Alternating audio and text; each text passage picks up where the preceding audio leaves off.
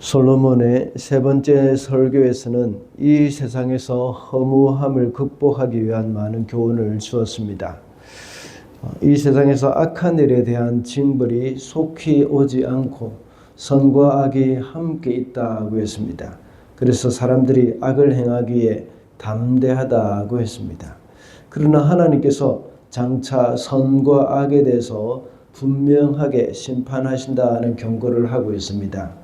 이 땅에는 항상 부조리가 있다는 것을 알아야 합니다.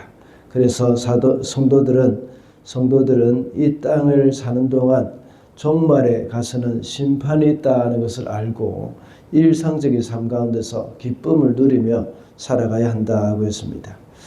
지난 시간으로 솔로몬의 세 번째 설교를 마무리하고 이어서 네 번째 설교가 계속됩니다. 네 번째 설교는 허무한 이 세상을 극복할 수 있는 방법은 하나님과의 관계를 통한 것임을 말하고 있습니다. 그 중에 오늘 우리가 봉독한 본문은 교훈적인 부분들에 해당이 됩니다. 우리는 죽음을 향해 가고 있는 유한한 사람으로서 어떻게 하는 것이 최선인지를 말해주고 있습니다. 그것은 이 세상에서 살아가는 가치를 깨닫고 사랑하라는 것입니다. 그리고 만족하고 즐거워하면서 사는 날 동안 주어진 일에 최선을 다하는 삶을 살아라고 교훈을 하고 있습니다. 그래서 오늘은 죽음을 향해 가는 인생이라는 제목으로 말씀을 살펴보고자 합니다. 먼저 죽음을 향해 가는 인생은 삶의 가치를 알고 사랑해야 합니다. 4절 말씀입니다. 살아있는 사람에게는 누구나 희망이 있다.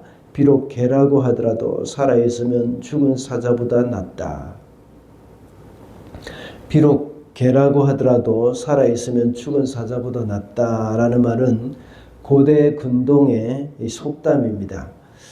오늘날의 우리나라나 서양 사회에서는 개가 애완견으로 아주 대접을 받고 또 사람들에게 사랑을 받는 동물이었습니다. 그러나 불과 몇십 년 전만 해도 우리나라에서는 근동지방에서 우리나라에서나 또 근동지방에서나 동일하게 이 개는 천박하고 이 더러운 짐승으로 여겨졌습니다. 그래서 경멸의 대상을 가리킬 때 개를 언급하기도 했습니다. 주로 욕을 할 때도 많이 언급이 되기도 합니다. 물론 요즘도 이 개와 관련된 말을 할 때는 대부분의 사람들은 그것을 좋게 받아들이는 그런 경향은 아닙니다. 반면 사자는 동물의 왕으로 불려질 정도로 아주 위풍당당하고 오늘날이나 옛날이나 동일하게 용맹하다는 그런 생각을 했습니다. 그래서 영웅이나 큰 능력을 소유한 사람의 상징으로 그 사자를 언급을 하기도 합니다. 그렇지만 방금 읽은 4절 말씀에서는 그 사자가 죽어버렸다면 살아있는 개보다도 못하다는 것입니다. 그러므로 우리가 볼 때 전혀 그저 가치가 없고 천박해 보이지만 살아있다는 그 자체가 죽은 어떤 것과도 비교할 수 없는 그런 가치가 있다는 것을 말하고 있습니다. 우리 인생도 마찬가지죠. 비록 우리가 죽음을 향해서 가고 있지만 살아있다는 것 자체가 우리에게는 큰 가치가 있음을 기억을 해야 합니다. 그래서 우리에게 주어진 생명을 소중히 여기고 사랑해야 합니다. 나 자신이 살아있다는 것을 소중히 여기고 또한 그것을 삶을 사랑해야 한다는 것이죠. 그리고 나뿐만 아니라 우리 주위에 존재하고 있는 모든 사람들을 소중히 여기고 사랑해야 합니다. 윤동주 시인 잘 아실 겁니다. 그가 지은 서시에는 이렇게 말을 하고 있죠. 별을 노래하는 마음으로 모든 죽어가는 것을 사랑해야지 라고 했습니다. 윤동주 씨는 비록 인생에 죽어가고 있지만 생명이 얼마나 소중한지를 잘 알고 있었습니다. 사람들은 본래 강하고 아름답고 화려하며 모든 것이 다 갖추어진 것을 좋아하고 그것을 사랑합니다. 인생은 모두 죽어가고 있는 존재입니다. 그렇다면 비록 죽어가고 있고 연약한 것이라고 하더라도 우리는 사랑해야 하는 것이죠. 죽어가는 것이 이렇게 하는 것이 바로 허무한 세상에서 의미 있게 사는 방법입니다.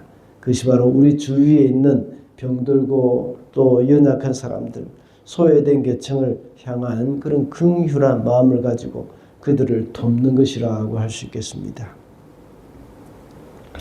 둘째로 죽음을 향해 가는 인생은 하나님이 허락하신 것으로 기뻐해야 한다는 것이죠. 9절 말씀입니다. 너는 헛된 모든 날 하나님이 세상에서 너에게 주신 덧없는 모든 날에 너는 너의 사랑하는 아내와 더불어 즐거움을 누려라. 그것은 내가 사는 동안에 세상에서 애쓴 수고로 받은 몫이다.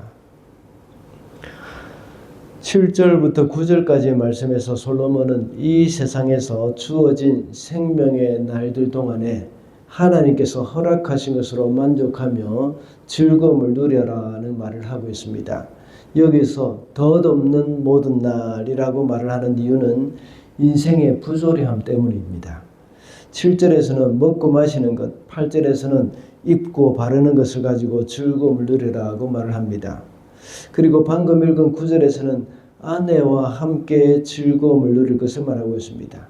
아내와 누리는 즐거움은 성적인 그런 즐거움뿐만 아니라 또 인격적이고 정서적인 그런 교감, 그런 것까지도 포함을 하는 것입니다. 그래서 아내와 함께 가정을 꾸려가면서 얻게 되는 즐거움을 누릴 것을 권면을 하고 있습니다. 이 세상에서 사람들은 하나님이 허락하신 것에는 만족을 하지 못하는 경우가 많습니다. 그래서 허락된 것에는 관심이 없고 허락되지 않은 것에 관심을 많이 가집니다. 그것을 얻으려고 애를 쓰다가 불행을 자초하기도 합니다. 자신의 배우자에 대한 것도 마찬가지입니다. 하나님이 붙여주신 배우자에게 만족하지 않고 이 다른 이성에게 마음을 빼앗기는 사람들도 참 많지 않습니까? 이런 사람들은 나중에 크게 후회를 하게 된다는 것은 우리도 이미 잘 알고 있습니다. 뱀이 하와를 유혹했을 때 하나님이 허락하신 동산에 있는 모든 나무의 과일보다 하나님이 허락하지 않은 그 선악과에 관심을 갖게 했습니다. 그것을 따먹다가 마침내 하나님께 범죄하게 된 것이죠.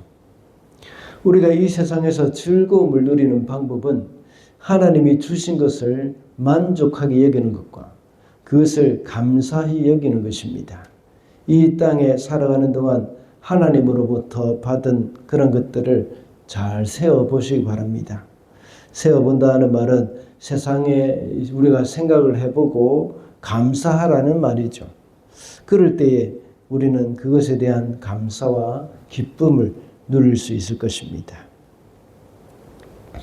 마지막으로 죽음을 향해 가는 인생은 주어진 일에 최선을 다해야 합니다. 10절 말씀입니다. 우리가 어떤 일을 하든지 내 힘을 다해서 하여라. 내가 들어갈 무덤 속에는 일도 계획도 지식도 지혜도 없다. 솔로몬은 살아있을 때에 주어진 일에 힘을 다해서 하라고 했습니다. 그 이유는 죽고 나면 아무 일도 할 수 없으며 계획도 없고 지혜나 지식도 없기 때문입니다. 여기서 말하는 너의 힘으로라는 말에는 최선을 다하라는 말도 있지만 다른 사람들에게 떠넘기거나 또 회피하지 말라는 의미도 됩니다. 각 사람마다 그 일을 감당해 나가는 힘이 많거나 적거나 상관없이 자신에게 주어진 그 일에 최선을 다해서 감당해야 함을 말해주고 있습니다. 물론 협력해서 해야 하는 것도 중요합니다. 그러나 마땅히 본인이 할 수 있는 일임에도 불구하고 하기가 싫거나 귀찮아서 다른 사람들에게 미루는 것은 옳지 않은 일입니다. 그저 자신이 할 수 있는 그런 일에 최선을 다하는 삶을 살아야 함을 교훈해 주고 있습니다. 우리가 이 땅을 살아갈 때에 일을 성취하는 그 기쁨을 누리며 사는 것도 역시 하나님이 허락하신 즐거움입니다. 그래서 하나님은 아담에게 말씀하시기를 땅을 정복하고 다스리라고 이렇게 말씀을 하셨죠. 그리고 이스라엘 백성들은 광야에 있을 때에는 하늘에서 만나를 하나님께서 내려주셔서 먹었지만, 그러나 가나안에 들어가서는 자신들이 직접 농사를 지어서 먹을 것을 마련하도록 하나님께서 말씀하셨습니다. 자신의 힘으로 일을 하도록 하신 것이죠. 우리가 이 땅에 살아가는 동안 일을 한다는 것도 역시 하나님이 주신 큰 은혜입니다. 교회의 일이든지 우리의 생업의 일이든지 우리에게 주어진 일에 우리가 힘이 닿는 대로 하는 것, 이런 것이 바로 하나님의 뜻입니다. 죽음을 향해 가는 우리 인생이 어떻게 살아야 한다고 했습니까? 삶의 가치를 알고 사랑해야 한다고 했습니다. 그리고 우리 인생은 하나님이 허락하신 것으로 기쁨을 누리고 주어진 일에 최선을 다해야 한다고 했습니다. 오늘 하루도 주님이 주신 것에서 기쁨을 누리며 살아가는 저와 여러분이 되시기를 바랍니다.